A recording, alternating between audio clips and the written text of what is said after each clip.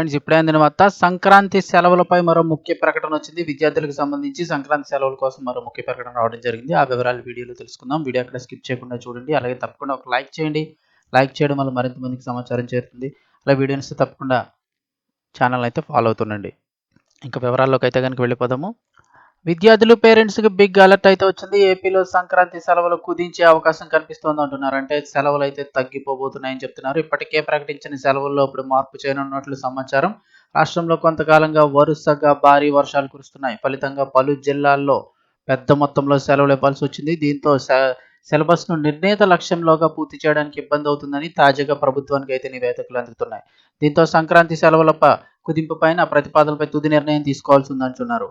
ఏపీలో విద్యా సంస్థలకు సంక్రాంతి సెలవులు కుదింపు చేయాలనే ఆలోచనపైన ఇప్పుడు కసరత్తు కొనసాగుతోంది. ఇప్పటికే ప్రకటించిన అకాడమిక్ క్యాలెండర్ 2024-25 ప్రకారం సంక్రాంతి సెలవులు 2025 జనవరి 10 నుంచి 19వ తేదీ వరకు ప్రకటించారు.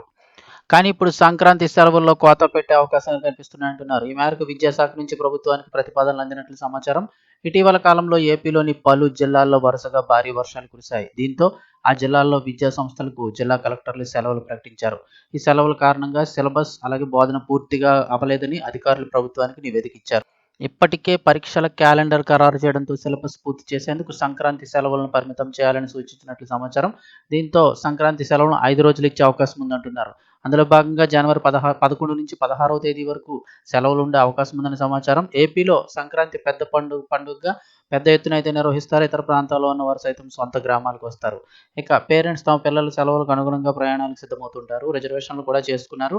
ఇప్పుడు సెలవుల మార్పుతో పేరెంట్స్కి ఇబ్బందులు తప్పవని అభిప్రాయం వ్యక్తమవుతుంది. అయితే ప్రభుత్వానికి అందిన ప్రతిపాదనలకు ఆమోదం తెలుపుతుందా లేదా ప్రత్యామ్నాయ మార్గాలను ఏమైనా సూచిస్తుందా అనేది అయితే ఇంకా స్పష్టత రావాల్సి ఉంది. దీనిపైన ప్రభుత్వం నుంచి అధికారిక ప్రకటన కోసం అయితే వెయిట్ చేస్తున్నారు.